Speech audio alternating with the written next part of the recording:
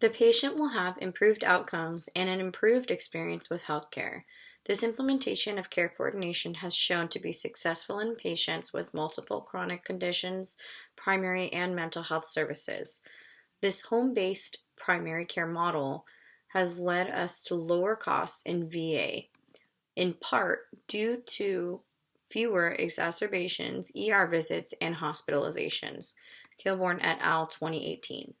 By applying the CCM or collaborative care model in conjunction with care coordination, the VA has proven that the costs can be decreased, as well as patient disease flares and unnecessary visits or stays in the hospital. As mentioned previously, healthcare agencies spend about $25 to $45 billion in unnecessary spending related to these specific issues. According to this example, it appears that the VA may have uncovered the missing link to prevent this from occurring. Uncovering the missing link between unnecessary spending related to return hospital stays or disease exacerbation and implementing the discovered fix can be difficult. There are financial and organizational barriers related to funding, insurance, and fragmentation of professional services across the disciplines.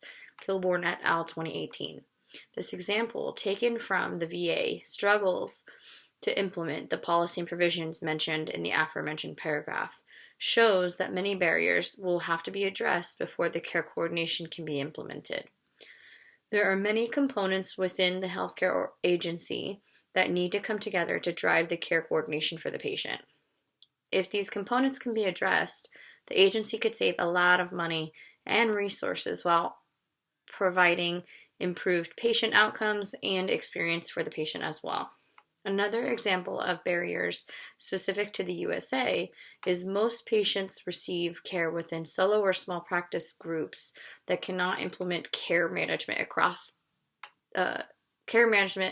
processes to facilitate care coordination across services.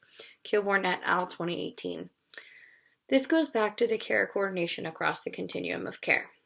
This means that for a patient to succeed and have a positive outcome and experience, all disciplines need to be on board for the care coordination of this patient.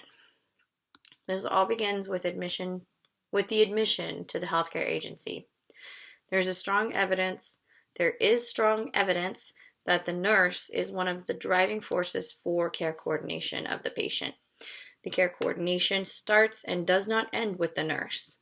This is one policy provision that should be implemented across the entire healthcare system, with the nurse being the pillar of care coordination for the patient. The role of the nurse in care coordination is vital to positive patient outcomes. I hope that this presentation has provided eye-opening information for you and how important that it is to be a nurse and the role that we play in the care coordination of the patient.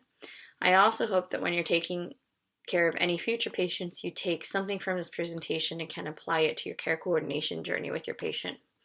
Thank you very much and have a good day.